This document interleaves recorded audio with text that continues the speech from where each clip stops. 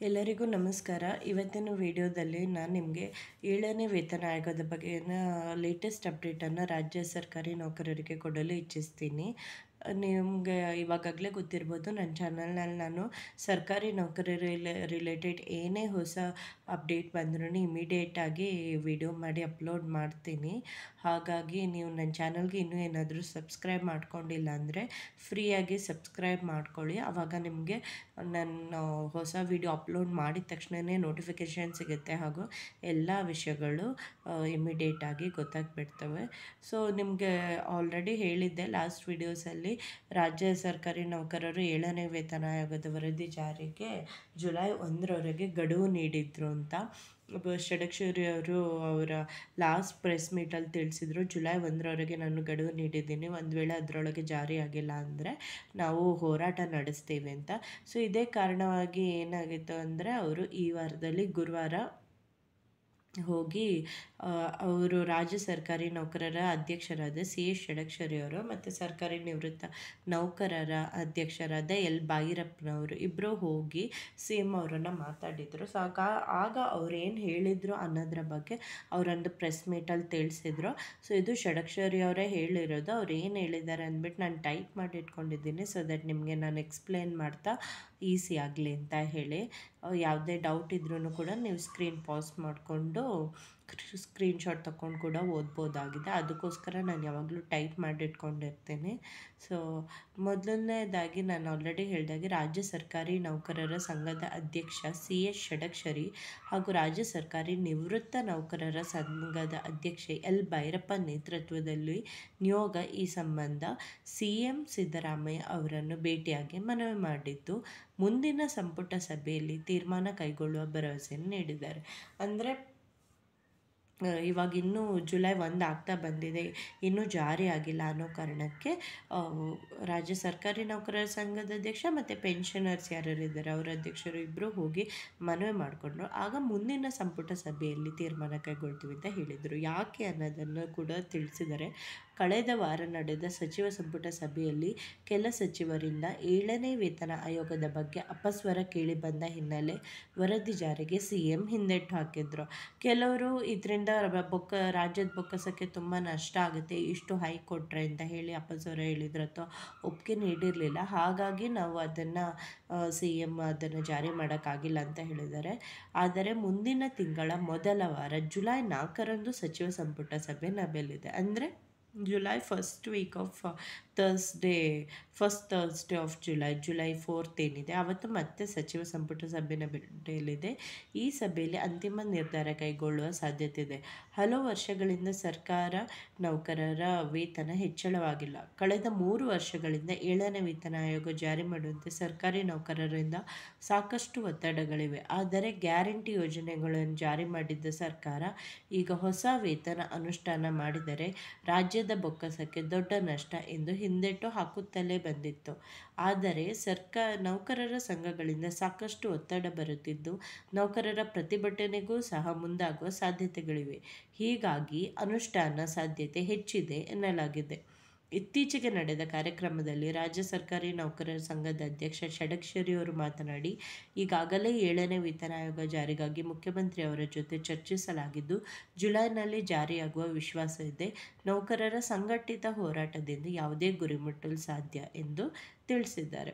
So ಇವಾಗ ನೀವು ನೋಡ್ತಿರ್ಬೋದು, ಇದು ನಾನೇನು ಹೇಳಿದೆ ಇದು ಅವರು ಪ್ರೆಸ್ ಮೀಟಲ್ಲಿ ತಿಳಿಸಿರೋಂಥ ವಿಷಯ. ಕಳೆದ ಸಚಿವ ಸಂಪುಟ ಸಭೆಯಲ್ಲಿ ಕೆಲವರು ಇದನ್ನು ಜಾರಿ ಮಾಡೋದು ಬೇಡ ಅಂತ ಕೆಲವು ಸಚಿವರು ಹೇಳಿದ ಕಾರಣ CM ಅವರು ಇನ್ನೂ ಒಪ್ಪಿಗೆ ನೀಡಿಲ್ಲ ಅಂತ ಅವರು ಷಡಕ್ಷರಿ ಅವ್ರಿಗೆ ತಿಳಿಸಿದ್ದಾರೆ. ಅವ್ರು ಏನು ಚರ್ಚೆ ಮಾಡೋಕ್ಕೆ ಹೋಗಿದ್ರು ಆವಾಗ. ಹಾಗಾಗಿ ಅವರು ಜುಲೈ ಫಸ್ಟ್ ವೀಕಲ್ಲಿ ಏನು ಸಚಿವ ಸಂಪುಟ ಸಭೆ ನಡೆಯುತ್ತಿದೆ ಆವಾಗ ಜಾರಿಗೆ ತರ್ತೀವಿ ಅಂತ ತಿಳಿಸಿದ್ದಾರೆ. ಇನ್ನೊಂದು ವಿಷಯ ಏನಂದರೆ, ಇವಾಗ ಆಲ್ರೆಡಿ ತುಂಬ 3 ವರ್ಷದಿಂದ ಡಿಲೇ ಆಗಿರೋದ್ರಿಂದ ಜಾರಿಗೆ ತರಬೇಕಂತ ಹೆಚ್ಚು ಒತ್ತಡಗಳಿದೆ. ಏನು ಗ್ಯಾರಂಟಿ ಯೋಜನೆಗಳು ಮಿಡ್ಲಲ್ಲಿ ಬಂದಿತ್ತೋ ಅದರಿಂದ ಈ 7ನೇ ವೇತನ ಆಯೋಗ ಜಾರಿಯಾಗೋ ಡಿಲೇ ಆಗಿದೆ. ಯಾಕಂದರೆ ರಾಜ್ಯದ ಬೊಕ್ಕಸಕ್ಕೆ ಜಾಸ್ತಿ ಖರ್ಚು ನಷ್ಟ ಆಗುತ್ತೆ ಅಂತ ಹೇಳಿ. ಆದರೆ ಇವಾಗ ಜಾಸ್ತಿ ಎಲ್ಲ ರಾಜ್ಯ ಸರ್ಕಾರಿ ನೌಕರರ ಸಂಘದಿಂದ ಒತ್ತಡ ಹಾಕ್ತಿರೋದ್ರಿಂದ ಜುಲೈ 4ಗೆ ಜಾರಿ ಆಗುತ್ತೆ ಅಂತ ತಿಳಿಸಿದ್ದಾರೆ. ಅದು ಬೇಗ ಜಾರಿ ಆಗಲಿ ಅಂತ ನಾನು ಕೂಡ ಆಶಿಸ್ತೀನಿ. ಇನ್ನು ಹಲವಾರು ಜನ ಕಮೆಂಟ್ ಮಾಡಿ ಕೇಳ್ತಿದ್ರು ಪೆನ್ಷನ್ ಕ್ಯಾಲ್ಕುಲೇಷನ್ ಬಗ್ಗೆ ಎಲ್ಲ. ಸೊ ನನ್ನ ಚಾನಲ್ನಲ್ಲಿ ಗೌರ್ಮೆಂಟ್ ಎಂಪ್ಲಾಯೀಸ್ ನ್ಯೂಸ್ ಅಂತ ಒಂದು ಪ್ಲೇ ಲಿಸ್ಟ್ ಮಾಡಿದ್ದೀನಿ. ಅದರಲ್ಲಿ ಪೆನ್ಷನ್ ಈ 7th ಪೇ ಕಮಿಷನ್ನ ಪೆನ್ಷನ್ನ ಹೇಗೆ ಕ್ಯಾಲ್ಕುಲೇಟ್ ಮಾಡಬೇಕು, ಮತ್ತು ಸ್ಯಾಲ್ರಿ ಹೈಕನ್ನು ಹೇಗೆ ಕ್ಯಾಲ್ಕುಲೇಟ್ ಮಾಡಬೇಕು, ಯಾವ ಪೇ ಸ್ಕೇಲನ್ನು ಬಳಸಬೇಕು, ಎಲ್ಲ ಇನ್ಫಾರ್ಮೇಷನನ್ನು ಅದರಲ್ಲಿ ಅಪ್ಲೋಡ್ ಮಾಡಿದ್ದೀನಿ. ಸೊ ಅದನ್ನು ವಿಡಿಯೋನ ನೋಡಿ ನೀವು ತಿಳ್ಕೊಳ್ಬೋದಾಗಿದೆ. ಹಾಗೆ ಇನ್ನೂ ಹಲವಾರು ಜನ ಯಾವಾಗದಿಂದ ಜಾರಿ ಆಗುತ್ತೆ ತಿಳಿಸಿದ್ದನ್ನು ಕೊಟ್ಟಿದ್ದರು. ಸೊ ಇವಾಗ ಬಂದಿರೋ ನಾನು ಆಲ್ರೆಡಿ ಹೇಳಿದಾಗೆ ಇದು ಷಡಕ್ಷರಿ ಅವರೇ ಪ್ರೆಸ್ ಮೀಟಲ್ಲಿ ನೀಡಿರುವಂಥ ನ್ಯೂಸು. ಇದ್ರ ಪ್ರಕಾರ ಜುಲೈ 4ಕ್ಕೆ ಜಾರಿಯಾಗುವ ಸಾಧ್ಯತೆ ಇದೆ. ಯಾಕಂದರೆ ಸಚಿವ ಸಂಪುಟ ಸಭೆಯಲ್ಲಿ ಇವಾಗಾಗಲೇ ಜೂನಲ್ಲೇ ಒಂದು 4 ಸಲ ಹೋಗಿ ಮೀಟ್ ಮಾಡಿದ್ದಾರೆ ಸಿ ಎಮ್ ಅವರನ್ನು, ಹಾಗೂ ಒತ್ತಡ ಹಾಕ್ತಾನೇ ಇದ್ದಾರೆ. ಸೊ ಜುಲೈ 4ಕ್ಕೆ ಜಾರಿಯಾಗುವಂಥ ಎಲ್ಲ ಸಾಧ್ಯತೆಗಳಿದೆ. ಅದು ನಡೀಲಿಲ್ಲ ಅಂದರೆ ಎಲ್ಲರೂ ಒಟ್ಟಾಗಿ ಹೋರಾಟ ನಡೆಸೋಣ ಅಂತ ಹೇಳಿ ಖುದ್ದಾಗಿ ಷಡಕ್ಷರಿ ಅವರೇ ತಿಳಿಸಿದ್ದಾರೆ. ಸೊ ಹಾಗಾಗಿ ನೀವು ಜುಲೈಯಿಂದ ಎಕ್ಸ್ಪೆಕ್ಟ್ ಮಾಡ್ಬೋದಾಗಿದೆ. ಮತ್ತು ಇನ್ನು ಕೆಲವರು ಯಾವಾಗದಿಂದ ನಿಮಗೆ ಸಿಗುತ್ತೆ ಅಂತ ಕೇಳಿದರು. ಸೊ ಜುಲೈಯಲ್ಲಿ ಜಾರಿ ಆದರೆ ನಿಮಗೆ ಅದು 2022 ಇಂದ ಏನಿರುತ್ತೋ ಬಾಕಿ ಅದನ್ನು ಅರಿಯರ್ಸ್ ರೂಪದಲ್ಲಿ ಕೊಡ್ತಾರೆ. ಆದರೆ ಇವಾಗ 2 ಇಯರ್ಸ್ ಇದಾಗಿರೋದ್ರಿಂದ ಒಂದೇ ಸಲ ನಿಮ್ಗೆ ಸ್ಯಾಲ್ರಿನಲ್ಲಿ ಅದು ಸಿಗೋದಿಲ್ಲ. ಅದನ್ನು ಬ್ಯಾಚ್ ವೈಸಲ್ಲಿ ಕೊಡ್ತಾರೆ ಅಥವಾ ಡಿವೈಡ್ ಮಾಡಿ ಕೊಡ್ತಾರೆ.